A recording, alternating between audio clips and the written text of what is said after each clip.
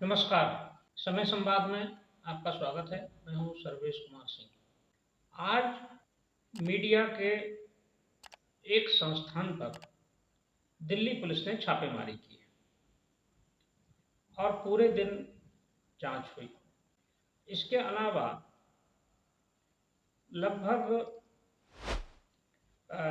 40 से अधिक पत्रकारों को से संपर्क करके और कुछ पत्रकारों को हिरासत में लेकर उनसे दिल्ली पुलिस ने पूछताछ की। ये कार्रवाई आज सुबह 6 बजे शुरू हुई और शाम तक जारी रही।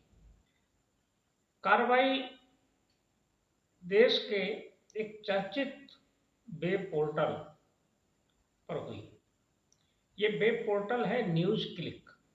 न्यूज क्लिक देश में भारतीय जनता पार्टी और एनडीए सरकार की नीतियों की मुखर आलोचना के लिए जाना जाता है।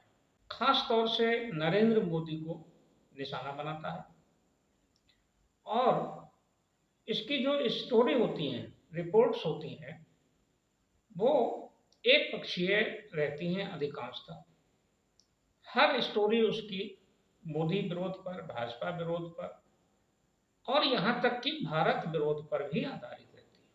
सरकार के पास ऐसी सूचना थी और दिल्ली पुलिस के पास भी कि ये न्यूज क्लिक विदेशी फंडिंग से चल रहा है और विदेशी फंडिंग भी चाइना से हो रही है। चाइना के साथ चूंकि भारत के संबंध सामान्य नहीं है, चाइना भारत के आंतरिक मामलों में हस्तक्षेप करता रहता है और वो ऐसा प्रोपेगेंडा चलाना चाहता है भारत में जो भारत के विरोधी हो और चीन के हितों को साधे। तो ये काम न्यूज क्लिक के माध्यम से हो रहा था भारत में। इसी आधार पर आज दिल्ली पुलिस ने छापेमारी की और न्यूज क्लिक के संस्थापक प्रवीर पुरकायस्थ और उनके एक सहयोगी को गिरफ्तार कर लिया और न्यूज क्लिक के दफ्तर को सील कर दिया गया, कार्यालय को सील कर दिया। बाकी जो अन्य वरिष्ठ पत्रकारों को हिरासत में लिया गया, उनके घर पर छापेमारी हुई, उसमें प्रमुख पत्रकारों में उर्मिलेश जी हैं, बहुत सीनियर जर्नलिस्ट हैं, कई मीडिया संस्थान की उन्होंने स्थापना की, शुरुआत की। और अभिसार शर्मा भी चर्चित पत्रकार हैं, मोदी विरोध के लिए जाने जाते हैं। महिला पत्रकार हैं तीस्ता सीतलवाड़, इनको भी मुखर मोदी विरोध के लिए जाना जाता है। इसके अलावा अन्य लगभग 37 पत्रकार और 9 महिला पत्रकार, इनसे भी पूछताछ हुई है। कुछ लोगों को हिरासत में भी लिया गया और पूछताछ के बाद शाम को उनको छोड़ दिया गया। लेकिन न्यूज क्लिक के 2 मालिकों को, प्रोमोटर्स को गिरफ्तार कर लिया गया। आरोप है कि इनको चाइना की एक कंपनी के माध्यम से और विदेश में बैठे एक नेविल रॉय सिंघम नाम के व्यक्ति से, जो कि अरबपति है, भारतीय मूल का है लेकिन उसके पास अमेरिकी नागरिकता है, उसके माध्यम से 38 करोड़ रुपए की फंडिंग हुई। ये जानकारी हालांकि 2 साल पहले आ गई थी कि न्यूज क्लिक को पैसा मिलता है, लेकिन ये चर्चा में तब आया जब अमेरिका के ही चर्चित अखबार और बहुत बड़े अखबार न्यूयॉर्क टाइम्स ने रिपोर्ट छापी और उसने पूरे इस मामले का खुलासा किया कि नेविल रॉय सिंघम के माध्यम से भारत की एक पोर्टल को, न्यूज पोर्टल को 38 करोड़ रुपए की फंडिंग हुई है। इस फंडिंग की जानकारी जैसे ही भारत के एजेंसियों को हुई, ईडी को हुई और दिल्ली पुलिस को हुई, ये लोग सक्रिय हुए, इन्होंने जांच शुरू की और जांच करके आज छापेमारी की। ये तो है पुलिस कार्रवाई की जानकारी। अब इसका दूसरा पक्ष है कि पत्रकारों के एक वर्ग ने इसे मीडिया पर हमला बताया है और अभिव्यक्ति की स्वतंत्रता का हनन बताया। हनन है कि नहीं, ये एकदम से कहना जल्दबाजी होगा। अभी दिल्ली पुलिस ने पूरी रिपोर्ट जारी नहीं की है और दिल्ली पुलिस की जब सामने आ जाएगी रिपोर्ट तो उसके बाद निर्धारित होगा। एक खास बात यह है कि इसमें जो न्यूज़ क्लिक के साथ जो कंट्रीब्यूट करने वाले पत्रकार थे या फ्रीलांसर्स थे, उनको भी हिरासत में लिया गया। तो ये बात तो सही है कि कंट्रीब्यूटर्स बहुत दोषी नहीं होता है कि कहाँ से पैसा आ रहा है, कहाँ से नहीं आ रहा है। उसे अपना लेख लिखना है या अपना मैटर देना है और पैसा लेना है। लेकिन मालिकों ने अगर ये काम किया है, उनके पास अगर पैसा आया है और ये पैसा किस रूप में आया है, हम ये नहीं कहते कि विदेश से आया हुआ हर पैसा गलत ही होगा। अगर ये पैसा लोन के रूप में आया है, बहुत सारी चाइनीज कंपनी और विदेशी कंपनियां भारत में लोन भी देती हैं, कुछ एफडीआई देती हैं। तो अगर नियम से आया है, सिस्टम से आया है, तब तो गलत नहीं है। आलोचना करना एक अलग बात है, आलोचना मीडिया का अधिकार है।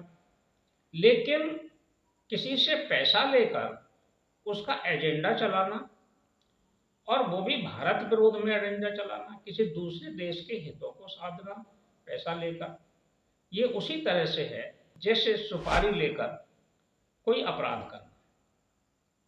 तो एक न्यूज़ क्लिक तो अगर ये बात सही है कि 38 करोड़ रुपया इसलिए मिला है कि भारत विरोध करना है, भारत के खिलाफ एक नैरेटिव खड़ा करना है, देश में भी और दुनिया में भी, तो ये तो अपराध है, ये तो गलत है, इसका समर्थन नहीं किया जा सकता। और मीडिया की अभिव्यक्ति है, लेकिन ये असीमित नहीं है। ये उतनी ही अभिव्यक्ति है जितनी एक आम नागरिक को है। मीडिया में काम करने वाले लोगों को भी इस बात का ध्यान रखना पड़ेगा कि हमें संतुलन बनाकर रखना है। आज ये नौबत आई है कि पत्रकार गिरफ्तार अगर हुए हैं या मीडिया संस्थान चलाने वाले गिरफ्तार हुए हैं, तो ये बहुत सोचनीय बात भी है, सोचनीय प्रश्न भी है। मीडिया की क्रेडिबिलिटी और विश्वसनीयता पर संकट भी है कि हम सुपारी पत्रकारिता करेंगे, विदेशों से पैसा लेंगे और भारत के खिलाफ ही भारत में नैरेटिव खड़ा करेंगे, तो ये तो बहुत गंभीर अपराध है, इसे क्षम्य नहीं कहा जा सकता। मोदी विरोध करें, भाजपा का भी विरोध करें, केंद्र सरकार का भी विरोध करें, उनकी नीतियों की आलोचना करें। हम ये नहीं कहते कि वो उनकी प्रशंसा ही करें, लेकिन भारत विरोध ना करें, और वो भी पैसा लेकर बाहर से बैठे हुए लोगों के हित साधना। ये जो नेविल सिंघम है, नेविल रॉय सिंघम है, इसका पूरा एजेंडा ही भारत विरोध पर आधारित है। ये और एक सोरोस फाउंडेशन है, ये सब मिलकर भारत में पिछले 4-5 साल से नैरेटिव खड़े कर रहे हैं। चाहे वो सीए का आंदोलन हो, चाहे वो किसान आंदोलन हो, चाहे वो कोई और भारत में केंद्र सरकार के खिलाफ खड़ा हुआ आंदोलन हो, उसमें ये लोग सामने आते हैं और नैरेटिव खड़े करते हैं और पूरा एक पैकेज बनाकर उसको प्रचारित प्रसारित करते हैं, न्यूज़ कैप्सूल बनाकर जारी करते हैं। ये विदेशी पैसे पर अपने अभियान चलाते हैं और जब सरकार कार्रवाई करती है तो कहते हैं प्रेस की आज़ादी पर हमला हो गया।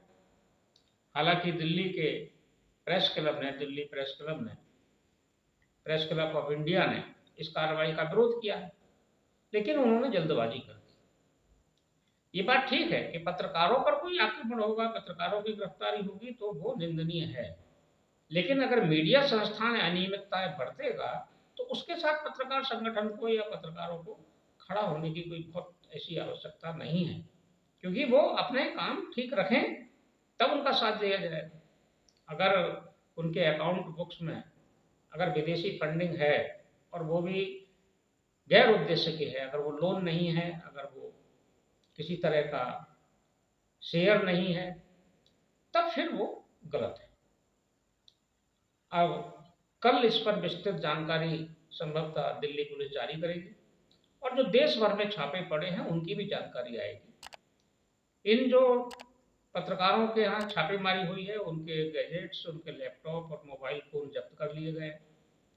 कुछ पत्रकारों को उनके घर पर पूछताछ हुई और कुछ लोगों को दिल्ली पुलिस अपने हेडक्वार्टर लेके आई है, लेकिन शाम को उनको छोड़ दिया। लेकिन इन 2 प्रमोटर्स को नहीं छोड़ा गया है। इनकी गिरफ्तारी यूएपीए के अंतर्गत की गई है। यूएपीए आतंकवाद विरोधी अधिनियम है, अनलॉफुल एक्टिविटीज प्रिवेंशन एक्ट। ये आतंकवादियों पर लगता है, आतंकवादी गतिविधियों को संचालित करने पर लगता है। इसका आशय स्पष्ट है कि दिल्ली पुलिस के पास कुछ साक्ष्य जरूर रहे होंगे कि न्यूज क्लिक का कोई लिंक टेरर एक्टिविटीज से है या टेरर फंडिंग से है।